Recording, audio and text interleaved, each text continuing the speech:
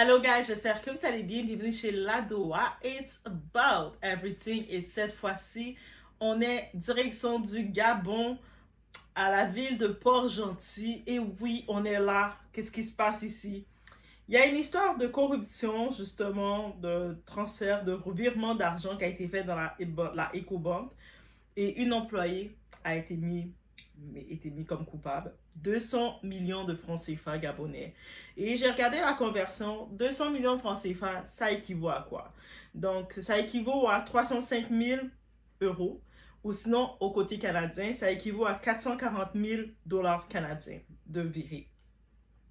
Donc, ce n'est pas juste 200 millions de francs CFA, c'est près d'un demi-million de dollars. Donc, on s'approche de demi-million de dollars. Donc, c'est quand même un gros montant. Et puis, on se dit que quelqu'un qui vire l'argent toute seule, il y a beaucoup de choses qu'il va faire avec. Et peut-être même quitter le pays. Ça serait le truc. Mais bref.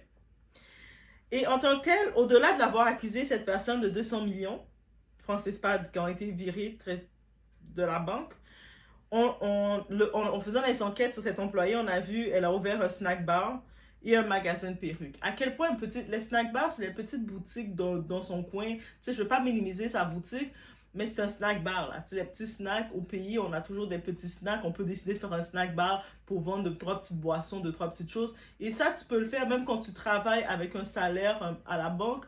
Tu peux avoir de l'argent de côté puis investir pour un snack bar et tu mets tes 2, 3 soeurs, 2, 3 frères qui gèrent ça pour toi. Et un magasin de perruques. Un magasin de perruques.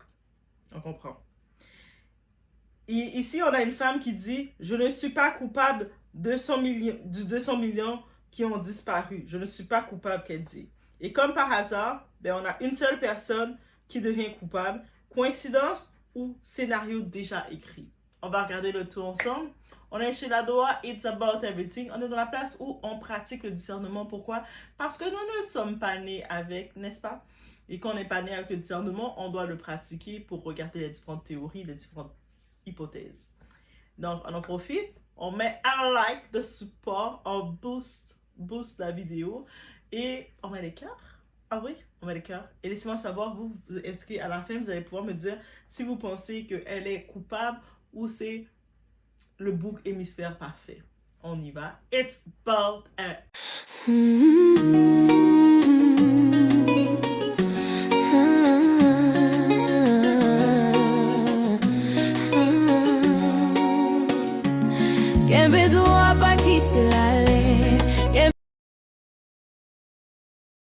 Donc, on y va avec l'histoire que les médias nous vendent. L'histoire que les médias veulent qu'on mette dans notre tête. On a EcoBank. On vous dit, une employée détourne près de 200 millions pour ouvrir ses petites business. Et dans ces petites business qu'on parle de snack bar de quartier et de magasin, une boutique de perruques. Fin de l'histoire, on vous a vendu ça. Le 200 millions, il est parti où? C'est elle. C'est elle. Voici ce qu'elle a fait avec. Mais là, maintenant, on prend un instant, on commence à analyser c'est quoi une boutique de perruques, c'est quoi un snack bar. On se dit, il y a quelque chose qui manque. Il y a quelque chose qui manque. C'est trop simple. Une employée est accusée d'avoir détourné plus de 200 millions de francs CFA selon les informations. Argent retiré des comptes, donc l'argent retiré des comptes, opération jugée irrégulière, utilisation pour lancer des activités personnelles. Le snack bar, business, investissement. Comment quelqu'un peut sortir une telle somme dans une banque sans validation, sans alerte, sans complicité? Sérieusement. Mais ça ne s'arrête pas là. Parce que maintenant, elle plaide non coupable. Elle a dit, je suis non coupable, c'est pas vrai, je suis pas coupable. Et là, tout devient flou. Et on se dit, le sacrifice parfait. Oui, oui, oui, parfait pour le cas. Dans beaucoup de systèmes, quand ça explose, il faut un visage, un coupable, un exemple. Et souvent, ce n'est pas le cerveau, c'est le maillon le plus exposé. Celui qui se fait prendre, il faut comprendre. Peu importe dans les domaines qu'on regarde, on appelle un réseau, c'est le plus faible, celui qui a pas accès à rien, qui comprend même pas ce qui s'est passé, qui se fait jeter tel un pion. C'est comme ça. On joue aux échecs. Quel joueur qu'on va mettre en premier? Les pions là, les petits pions dans le côté là qu'on ne sait pas quoi faire avec eux. Vas-y, va te faire manger. On va tester l'adversaire, va te faire manger. C'est comme ça. Une employée facile à remplacer, facile à accuser, et en plus, elle est employée. Est-ce qu'elle va avoir des ressources pour se défendre face aux gros avocats de la banque, face à toutes les procédures? Non. Donc, on fait quoi? On simplifie l'histoire, on donne un coupable au public, on calme l'opinion. Et surtout, on évite de poser les vraies questions. La version officielle, on parle de abus de confiance, détournement, escroquerie. Mais elle, de son côté, elle reconnaît des mouvements d'argent. Donc, quand elle travaillait dans la banque comme employée, elle a remarqué. C'est-à-dire, peut-être, elle a dérangé les gens. Parce qu'elle arrive dans la banque, elle voit des changements d'argent dans les comptes. Elle est comme, eh, mais il me semble tantôt, c'était 199. Maintenant, je vois que c'est 150. Qu'est-ce qui s'est passé? Donc, elle a commencé à voir des mouvements d'argent et ça a été son erreur. Probablement, elle a fait comme n'importe quel bon employé. Elle est allée voir sa superviseure, allée voir les gens. Eh, mais je pense qu'il y a des petits changements bizarres. Hein. Il y a des affaires que c'était pas ce montant-là tantôt. Qu'est-ce qui s'est passé? Employés, on est à risque. Je vous dis, nous les employés, on est à risque là. Eh, pardon. Mais en même temps, elle nous parle d'un projet d'investissement temporaire. Souvent à la banque, ses autres collègues lui ont dit, hey, tu sais, il y a tel montant, quand tu transfères tel argent, tu peux investir de façon temporaire et tu remets l'argent dans le compte. On le fait tout. Vous savez, c'est ça le plus gros problème de l'employé. Quand tu arrives dans une équipe qui est déjà en place, tout est déjà en place. Eux autres, ils te disent qu'est-ce qu'ils veulent te dire et c'est compliqué. Si toi, tu veux trop faire à part de ton équipe, mais tu vas te faire mettre à la porte. Donc, ils ont dit, ah non, c'est comme ça, on a un projet d'investissement temporaire, tout le monde fait ça comme ça, t'entends que tout le monde le fait. Qui es-tu, toi, pour dire, bah, c'est pas correct, hein? Et puis, le but du projet d'investissement temporaire, c'est avec intention de rembourser. C'est-à-dire, peut-être elle arrive au travail, peut-être elle a mis la puce à l'oreille, ils ont vu que, elle peut être problématique parce qu'elle remarque des déplacements bizarres de chiffres. Mais après, ils l'ont embarqué dans, tu sais quoi, ma petite chérie, on a un projet d'investissement temporaire là. Et puis, tu sais, si tu as un projet, tu peux investir, après, tu vas pouvoir le rembourser. Il n'y a pas de frais et tout. Et elle en profite de se dire, mais c'est pratique. On dit toujours c'est bon d'avoir 7 différents types de revenus pour être bien dans la vie. Ben, c'est bien, c'est pratique.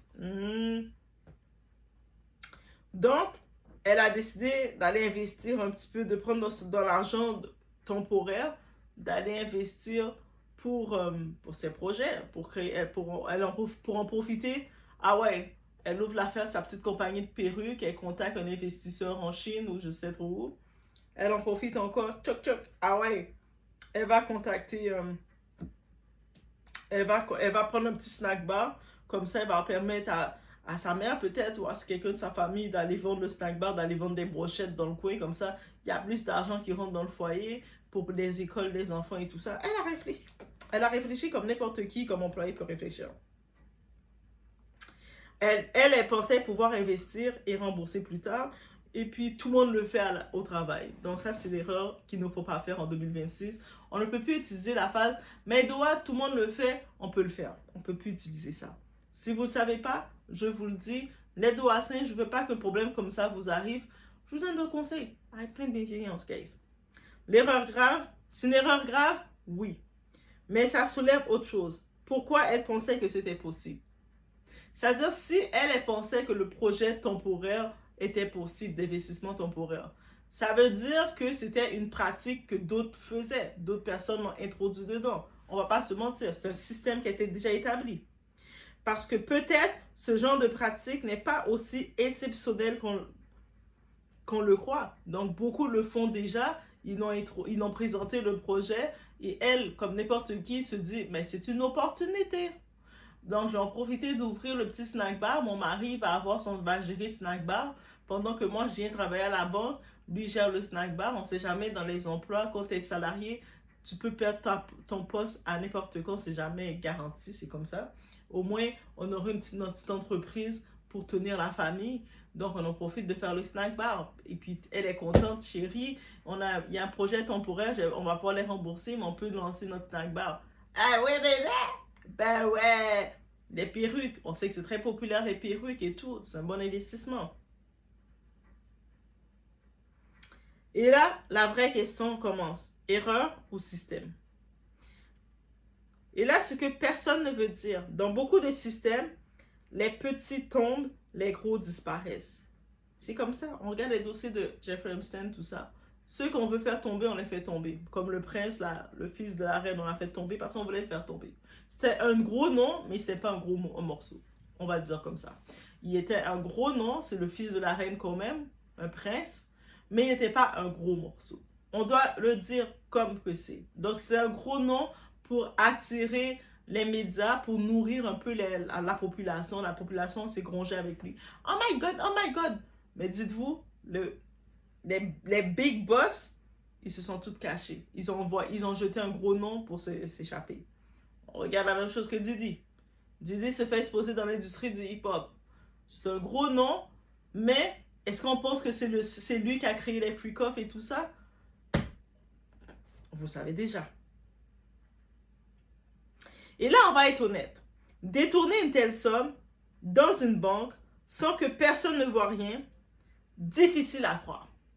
Je sais que chaque banque dans chaque pays peut être différent, mais le système bancaire est à peu près global mondialement. Parce que quand tu vas voyager, avec ta carte d'identité, je peux faire un transfert de mon compte bancaire avec tout ça.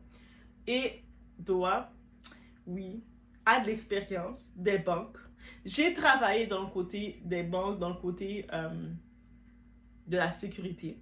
Oui, oui, oui, oui, oui, oui, oui, oui. Pour les préventions et fraude. Oui, oui, oui, oui, oui. Doha a cette expérience-là.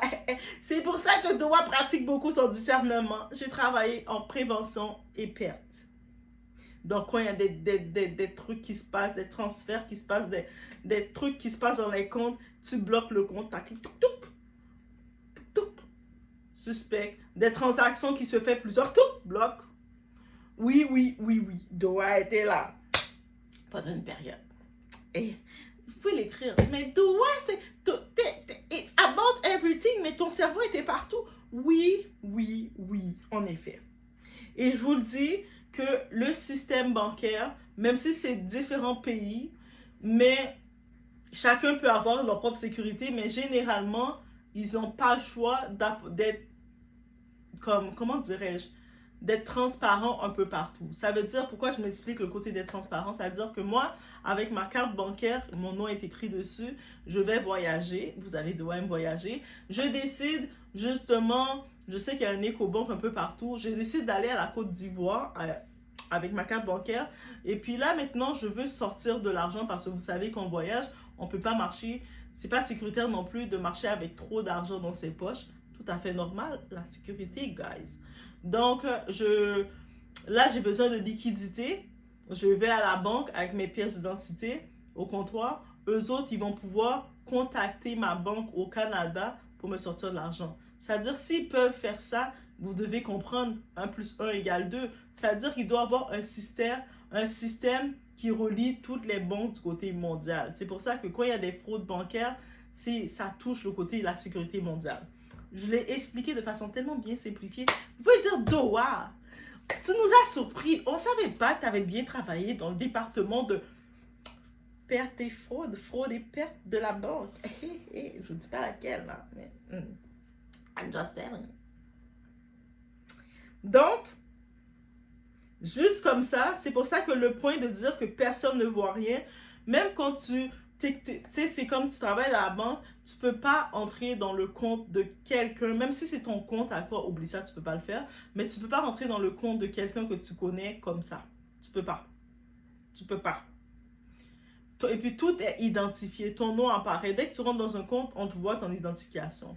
Donc c'est fort possible que soit les gens qui ont fait les détournements des montants, ils ont utilisé son identifiant. C'est pour ça qu'on nous dit toujours, on le disait toujours, la première chose qu'on nous disait, ton identifiant là, ça, si tu ne le protèges pas, tu peux te retrouver dans le problème. C'est-à-dire, quand tu te connectes pour te connecter dans le système bancaire, on a un code, notre identifiant qui est relié à notre nom.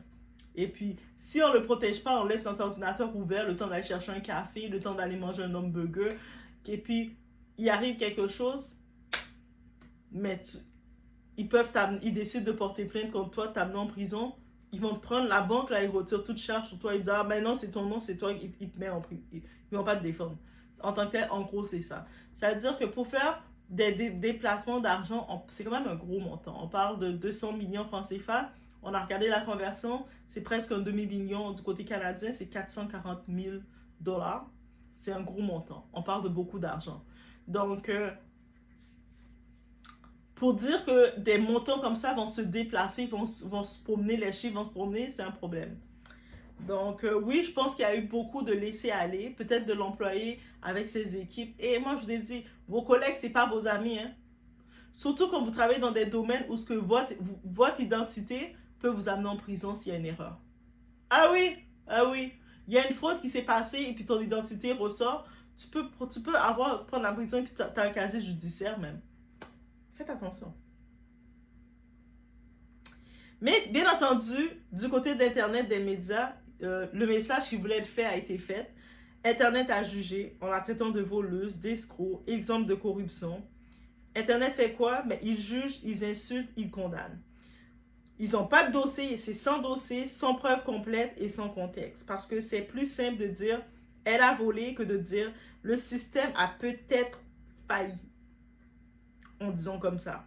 Mais la vérité, personne ne connaît toute l'histoire et souvent on simplifie, on condamne sans comprendre le système derrière. La vraie leçon qu'on peut comprendre, ce n'est pas juste une histoire d'argent, c'est une histoire de pouvoir, responsabilité et exposition. Parce que quand tu es visible, tu deviens le visage du problème. Même si tu n'es pas le seul problème, dans certains environnements, la transparence est une illusion. La responsabilité est sélective, la vérité est contrôlée. Et toi, tu vois juste la personne arrêtée. C'est comme un petit peu le cas de Guy, on se rappelle, on a dit, il est dans un réseau, et puis jusqu'à maintenant, il n'y a aucun nom du réseau. Un réseau, ça veut dire qu'il y a plus qu'une personne. Je ne sais pas pour vous. Quand vous dites un groupe, moi je vais aller avec ma gang, j'imagine que vous êtes plus qu'une personne. Donc un réseau, c'est un groupe d'individus, mais jusqu'à maintenant, il n'y a aucun nom du réseau qui est sorti. On n'entend plus parler de ça soudainement. On a fait un gros éclat de ça et puis soudainement, on l'a fait payer de l'argent et puis on n'entend plus parler de ça. Ah, c'est vrai, son procès, il va finir son procès en septembre? Ok. Donc, de voir la personne, le visage qu'on a décidé de mettre, de se faire arrêter, mais on ne voit pas tout ce qui se passe derrière. Peut-être qu'elle est coupable, c'est possible aussi qu'elle soit coupable, mais je la donne la présomption d'innocence, guys, mais c'est possible qu'elle est coupable, et peut-être que pas. Mais une chose est sûre, cette affaire dépasse une personne. C'est comme le montant qui est sorti, c'est sûr qu'elle n'était pas toute seule. Même si elle serait coupable, elle n'était pas toute seule. Est-ce qu'elle était consciente de tout ce qui se passait, qui se tramait? Je pense pas. En plus, surtout qu'elle a quand même donné une explication. On ne voit pas que c'est un réseau, qu'elle était consciente de ce qu'elle faisait. Et c'est pour ça au travail, il n'y a pas d'amis. Donc, elle a parlé de quoi? Elle a dit, il y a une affaire, un projet d'investissement temporaire qu'on peut emprunter un certain montant, virer un certain montant et le rembourser dans le compte. Donc, ça veut dire que si elle a parlé de ça, il y a ce côté-ci qui me fait, ça sonne une cloche. Ça veut dire que pour elle, c'est un système qu'on lui a présenté. Et puis moi, j'aimerais savoir le quand. C'est quand qu'on lui a présenté ce système. Parce qu'elle aussi, elle a mentionné, elle avait remarqué, quand elle regardait les chiffres, elle voyait beaucoup de changements bizarres de chiffres. Elle est comme, elle a remarqué ça. Maintenant, c'est quand tu remarques des anomalies dans un dossier, tu dois en parler. Tu dois laisser des notes, tu te protèges, tu laisses des notes. Et puis, moi, j'ai toujours eu des superviseurs de ce côté-ci, très direct. Il me disait, Doa, laisse tes notes. Tes notes te baquer dans le système. Parce que quand tu laisses des notes dans les systèmes bancaires, ça ne s'efface pas. Laisse tes notes, et puis on a plusieurs systèmes bancaires. C'est pour ça qu'on se retrouve avec 2 ou 3 écrans devant nous. Ça a l'air comme on est des docteurs scientifiques, mais parce qu'il y a tellement d'endroits où laisser des notes, mais mieux vaut laisser des notes partout. Même si tu te répètes, même si après, quand tu as fini un dossier, tu prends presque 15 minutes pour écrire tes notes. Eh oui, oui, oui. Bon, moi, je prenais mon 15 minutes. Et puis, tu mets toutes tes notes partout. Et puis, des fois, on me disait, mais tu peux faire copier-coller. Oui, c'est vrai. Des fois, je faisais copier-coller. Des fois, j'avais la flemme. J'avais envie de tout écrire. Non, j'avais pas c'est pas avoir la flemme. Des fois, j'étais juste intense et j'avais envie de tout écrire partout. Il y a certains logiciels que que je pouvais écrire un peu plus de détails que je mettais. Mais tu mets tous les détails. Dès que tu vas dans ton compte, ton identifiant apparaît dans un dossier de quelqu'un, tu dis un détail. Soit, ah, je cherchais tel dossier, je suis tombé sur ce dossier, c'est un accident. Là, t'écris. Et tu fais des copier-coller, tu mets un peu partout. Mets des notes. Donc, ça veut dire, au-delà de mettre tes notes, de dire, il y a telle anomalie, et puis tu fais les captures d'écran. En plus de faire les captures, tu mets tes notes dans les dossiers, et tu fais tes captures d'écran, tu l'envoies à ton gestionnaire, et tu mets en copie conforme un autre personne de l'équipe. Comme ça, il y a toujours 2 personnes. Et même s'ils vont te trouver la gossante de l'équipe, oui, oui, ils vont te dire, t'es dans mes gossante, toi. T'es dans mes intense, toi. Hey. J'ai accepté mon intensité, guys. Mais ça te protège pour t'éviter parce que, de te retrouver avec un casier judiciaire pour une bêtise comme ça, non, pas question, hein. Ou de te retrouver avec je ne sais trop quoi. Quand tu travailles dans le côté bancaire, tu es à risque, là. Donc, tu prends pas de chance. Tu prends pas de chance. Et je pense qu'il y a un petit peu un côté une naïveté de sa part, mais vous comprenez maintenant la chose en 2026, même avant 2026, mais il faut dire en 2026, on ne peut plus utiliser la raison « je ne savais pas »,« je ne comprenais pas »,« j'ai juste fait comme tout le monde ». Souvent, quand c'est des dossiers de tribunal, on se rend compte de ça. Parce que nous, on fait nos dossiers de tribunal sur les réseaux sociaux, mais quand c'est devant un juge, le juge, il ne peut pas savoir ça. Ah, mais je ne savais pas, moi. Il ne veut pas savoir ça, là. Tu devais le savoir. Mais une chose est sûre, cette affaire dépasse une personne parce que peut-être qu'elle est coupable, mais si elle l'est, est-elle la seule coupable? Dans certains systèmes, ce n'est pas la vérité qui sort, c'est celui qui décide d'exposer. Dans certains systèmes, on ne cherche pas la vérité, on choisit juste qui va payer le prix. On regarde le profil, ok, de toute façon, on est prêt à sacrifier elle, elle était là, ok, ok. En plus, ils ont présenté un projet d'investissement temporaire, ok, je ne serais pas surprise que c'est ce projet-là qui l'a fait tomber. Et puis, elle était peut-être, elle jasait avec ses collègues de travail. Et vos collègues de travail ne sont pas vos amis. Elle parlait avec ses collègues de travail. Ouais, tu vois, moi dans le projet d'investissement, hein, moi je vais acheter un snack bar. Hein. Des fois, c'était les mêmes amis qui t'ont dit ça, là. Par jalousie, là.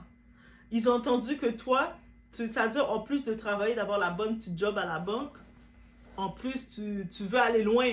Tu oses faire une business. Elle se prend pour qui? Oh, deuxième business. Elle a sa compagnie de perruques maintenant. La jalousie de l'homme. Hein? L'ennemi du noir, souvent, c'est le noir. Hein? Donc, c'est pour ça que des fois, même si on est fier de nos accomplissements, il faut être minutieux à comment on raconte nos trucs. Quand je regarde pour le cas de Gims, on voit Gims, je fais une petite parenthèse. Gims, là, il est quelqu'un de très heureux, très fier de lui, de raconter ses accomplissements, et puis il vient de loin. C'est pas quelqu'un qui a grandi dans l'abondance, il a fait son argent. Ses enfants sont dans l'abondance. Il a créé une richesse pour ses enfants, pour même ses parents, son père, tout ça, pour les mettre dans l'abondance. Mais lui, il a connu la précarité financière. Et là, maintenant, c'est sûr, on peut comprendre qu'il est fier de lui. Mais par contre, ça crée le mauvais œil, ça crée la jalousie, ça crée des gens qui vont dire « Ah ouais, lui va aller créer un complexe avec quel argent ?» Ils calculent déjà. Ils ne savent pas s'il a des investisseurs, ils ne savent pas s'il a pu créer de quoi, ils ne savent pas c'est quoi ses chiffres réels d'affaires, mais ils disent il a trop un beau mode de vie. En plus, on voit qu'il aime se saper, il est toujours dans l'extravagance. Donc les gens, ça les dérange de voir ça. Déjà en France, le monde n'aime pas la richesse. Eh oui, oui, j'ai pas encore été en France, mais j'ai pu comprendre. Dites-moi, mes doigts français, dites-moi, c'est pas vrai. Les gens qui affichent trop leur richesse en France, même au Québec, c'est comme ça aussi. Ils sont aigris par la richesse. C'est juste aux États-Unis, les pays comme ça, c'est bling bling, bling bling bling. Yeah, I'm rich, I'm rich. Mais même quand tu arrives au Canada, on va mettre notre jogging coton ouaté aussi, c'est à cause du climat, tu sais. Mais bref, Laissez-moi savoir ce que vous en pensez. On se retrouve aux prochaines vidéos. Peut-être on va faire une suivi sur le dossier de cette femme-là, dépendant d'où ce que ça se rend face à son procès. Est-ce qu'on va la mettre en prison? Est-ce qu'on va la faire payer de l'argent? Et j'imagine, suite à ça, elle a déjà perdu sa job. Donc, laissez-moi savoir ce que vous en pensez. On se retrouve aux prochaines vidéos, guys.